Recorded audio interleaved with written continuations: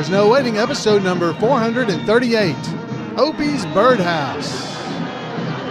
Two Chairs No Waiting is brought to you each week by the folks over at WeaversDepartmentStore.com. Drop by over at Weavers and check out some of the great items they have there. They got t-shirts, all kinds of stuff. One of the things I want to point out this week is the Mayberry Police Department Ringer t-shirt. It's one of those really soft t-shirts. It just feels good wearing it. Folks have been enjoying wearing their Mayberry Police Department t-shirts. Head over to Weaver's Department Store and check it out. Two Chairs No Waiting is also brought to you by donations from listeners just like you. The executive producer of episode number 438 is Paul Pyle. Paul, thank you. I'm sorry. The producer may fire me because I can't read the name. Who am I? I am Alan Newsome, or the number. For the episode. I'm Alan Newsome, your host for Two Chairs No Waiting. I hope you're going to enjoy this. I believe you will. We've got a good show planned for you. We're going to be talking about something I ran across when I was at the Mayberry, or the Andy Griffith Museum. I keep wanting to call it the Mayberry Museum because most of the stuff in the museum is Mayberry related.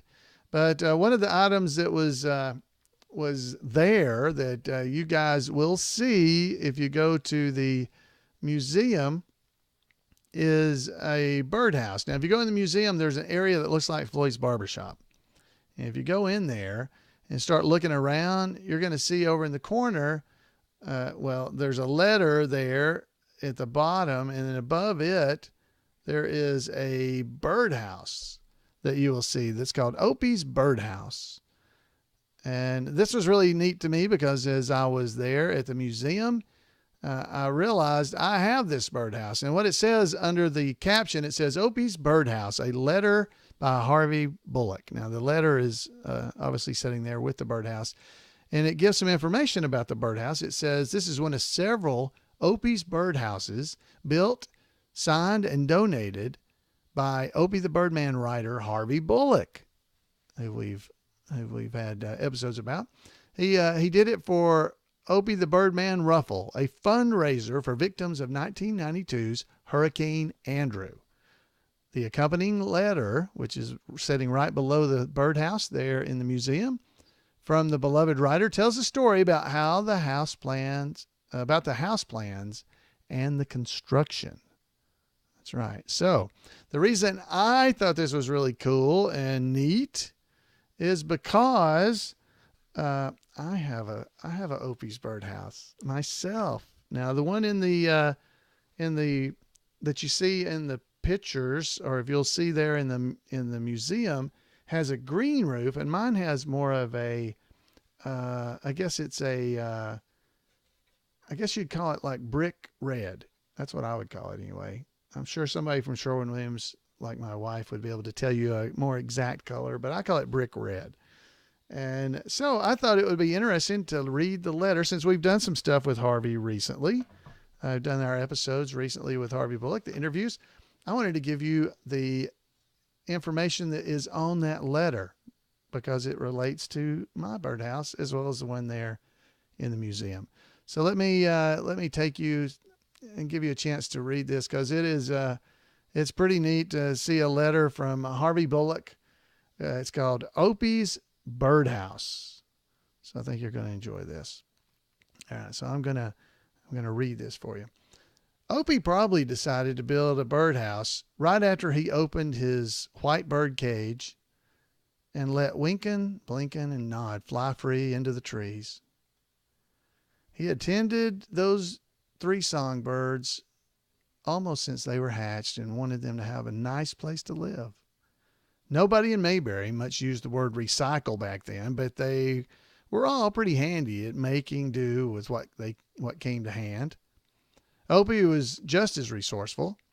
He sought out pieces from the cedar fence board busted up by Mr. Hudson's goat, the one that ate the dynamite. These were just right for the sides and the bottom of his birdhouse. And he got some thin boards for the roof from old boxes Mr. Crowley had over at the market. Opie next asked Aunt Bee if he could have the tiniest piece from the end of her broom handle, for a chimney. She finally agreed, but struck a hard bargain. Opie had to promise to sweep the porch every day after school. Opie finally agreed after she sweetened the deal by tossing in 2 clothespins he wanted for a little fence post in front of the birdhouse and 2 feet of clotheslines he'd need to hang the house from the tree. To fasten the clotheslines to the house, Opie was lucky to find that Floyd the barber had some cup hooks that he had bought a few years back at the hardware store to hang up some coffee mugs. They turned out to be too small to make the mug handles hang on there, and they were only good for teacups. So Floyd was pretty miffed at this and intended one day to write a complaint letter to the Better Business Bureau. For the roosting peg, Barney gave him a pencil stub from a sheriff's office. Barney never liked to write when the short pencils, when they got short. He didn't think it looked good for people to see a peace officer with an important paperwork use a stubby pencil. Barney liked the heft of at least 6 inches of good old Ticonderoga No. 2 or Empire Company Trusty. One of the little perks of being a lawman. The part Opie liked the most building the birdhouse was when he figured out the perfect little fence board he needed to go between the clothespin post was a stick from an ice cream bar. He even talked to Andy 3 times into buying him a test bar so he could be sure that the stick was just right. So that's how Opie built this birdhouse. Andy helped him some, but Opie did most of the sawing and finishing on it. Just 3 Band-Aids were required. He hopes you enjoy it, Harvey Bullock. So, guys, if you're looking at the pictures, if you see the pictures there on the Andy Griffith Museum website, or I'll post a picture of the birdhouse in our Two Chairs No Waiting Facebook page if you go to facebook.com/2chairs.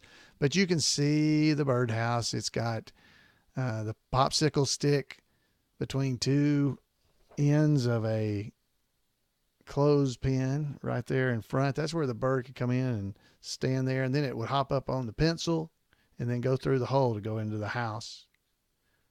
It's got the cord hanging there for the 2 feet of clothesline to hang it up to the pole, hang it up on the tree or something.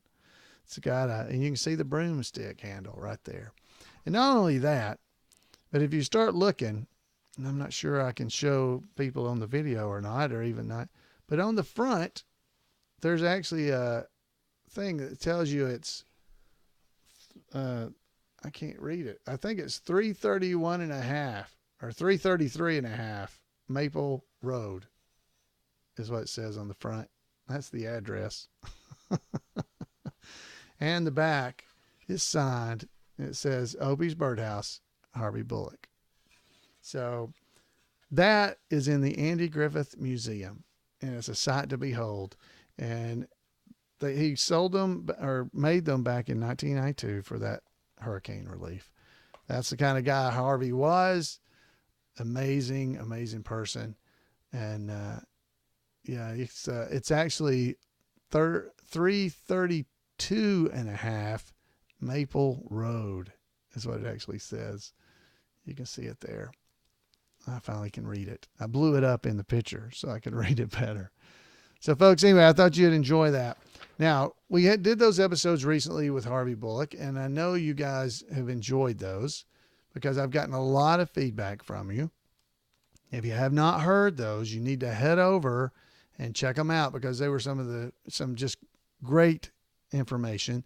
It's episodes number 432 through 435 of Two Chairs No Waiting. You want to go and check those out. So while we're on that subject, I want to read this letter that I got. This is from a fellow named Joe Critten. He's been on the podcast in the past, and he said, Alan, thank you for sharing the videos of Harvey Bullock, the screenwriter extraordinaire. As you may remember, because Joe, if you don't remember, has written a couple of episodes of Two Chairs No Waiting that involved Floyd And the old time radio, episode number 384 would be the one I would recommend to go and check out. 384. It's called Mayberry After Midday. Mayberry After Midday. That's the last one. He's done more than that, but he's a writer. So here's what he said. As you may remember, as a writer more than an actor, if I were a tribute artist, it would be for Harvey Bullock and those like him. A tribute artist to the writers, you might say. I remember in my early days on the Digest when Harvey Bullock would periodically write in and answer your questions. I remember that too. It was amazing. It felt like being with royalty reading his words. I understand why Professor Brower's voice cracked, and he was so in awe of Harvey. As a writer himself, he so understood Harvey's talents and the way that perhaps maybe not everyone did. Let me describe it this way. I believe there are three primary parts to every memorable character that has ever been created. One, there's the casting and production. The likes of Sheldon Leonard, Danny Thomas, Andy Griffith, and Ruth Birch, they chose the person and gave the writer and the actor a vision of what they wanted and assisted with consulting and costuming and props and makeup as needed. Two was the writing. This creates the situation, where they live, what they do, who they associate with, how and what they talk about. This includes their buzzwords, their habits, their gifts, and their flaws. The third part, of course, is the actor themselves. Their talent must bring to life the creative vision and concept of the other two. They must put voice and action to the character in very few words that production and writing have envisioned and hoped for. When those three parts come together, a memorable character is born. Let me give you a few examples. What would Barney have been without his one bullet in his pocket? Without the nip it in the bud? Without, boy, giraffes are selfish. Without a tendency to get gassed or singing off key?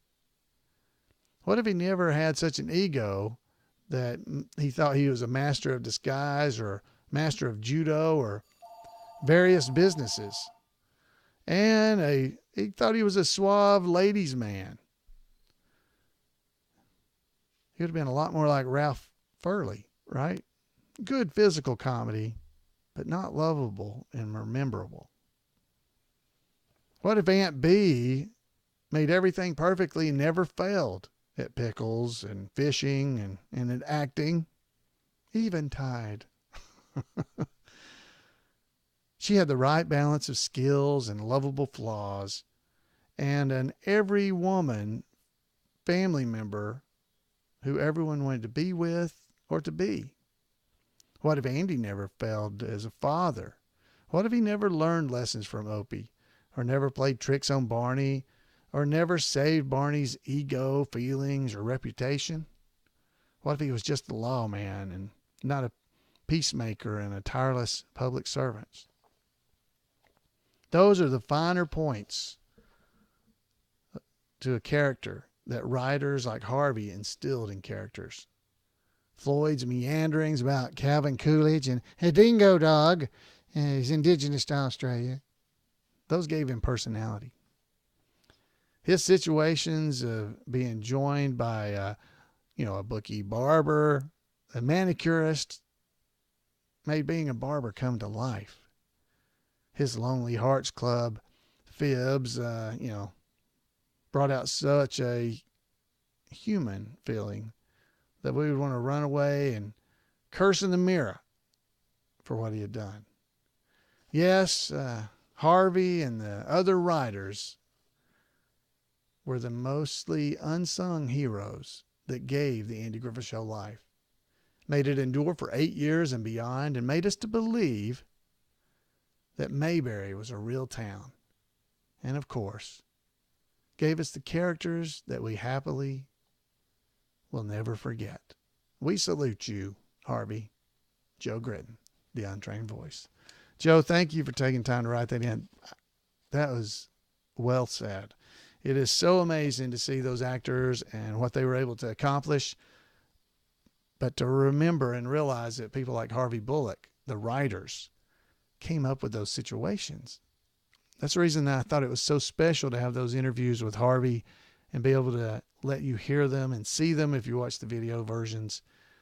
Because, wow, so many things like 92. Oh, it's hot. 92. You know who said that? Calvin Coolidge said that. Calvin Coolidge.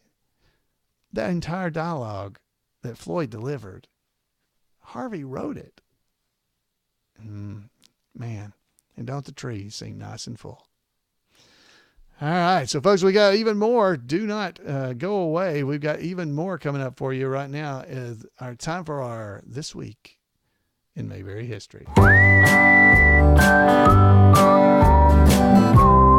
Welcome to This Week in Mayberry History, a report by Special Correspondent Randy Turner of the Gomer and Cooper Pyle Comic Book Literary Guild of the Mayberry Historical Society. Jan Hagen was born on August the 3rd, 1923. In the episode of the Andy Griffith Show titled Andy and the Woman Speeder, Jan played Elizabeth Crowley, a woman caught speeding through Mayberry who used bribery and flattery to convince all of Sheriff Taylor's witnesses into supporting her position. Jan's film debut was a supporting role in the 1949 film Adam's Rib, and her first starring role was in 1950's The Asphalt Jungle. But in film, Jan is unquestionably best remembered for playing the vain, talentless, and shallow silent film star Lena Lamont in the 1952 musical Singin' in the Rain, for which she received an Academy Award nomination. In 1953, Jan was cast in the new sitcom Make Room for Daddy. The show starred Danny Thomas as the successful nightclub entertainer Danny Williams, with Jan playing his wife Margaret. The show was produced by Sheldon Leonard, who would later also produce The Andy Griffith Show. Make Room for Daddy had high enough ratings to survive, but was never a top 30 show. Certainly one of the show's bright spots was that Jan was nominated for Emmy Awards for Best Supporting Actress in a Comedy Series every year for the first 3 seasons. Off camera, Danny and Jan often argued, which contributed to Jan feeling dissatisfied with the role. After the 3rd season, she announced she would not be returning to the show. This obviously put star Danny and producer Sheldon in a difficult position. To explain that the characters had divorced would not have been accepted with the prevailing social norms of that time. Their solution was to kill off the character, a first in television sitcom history. When the 4th season began, the show had been retitled The Danny Thomas Show, and viewers learned that the character of Margaret Williams was dead. Throughout the 4th season, the storylines dealt with Danny Williams trying to be a single father, until it was decided that a new wife and mother was needed.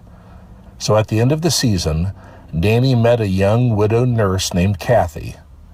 Danny and Kathy quickly fell in love, and in the season finale were engaged, at which point ABC promptly canceled the series. Instead of spelling the end of the series that had never fared well in the ratings, the cancellation proved fortuitous. That same year was the last for the top-rated I Love Lucy. When CBS learned the Danny Thomas Show had been canceled, they picked it up and aired it in I Love Lucy's old time slot. By the end of the season, the show, which had never cracked the top 30, was ranked number 2 in the Nielsen ratings.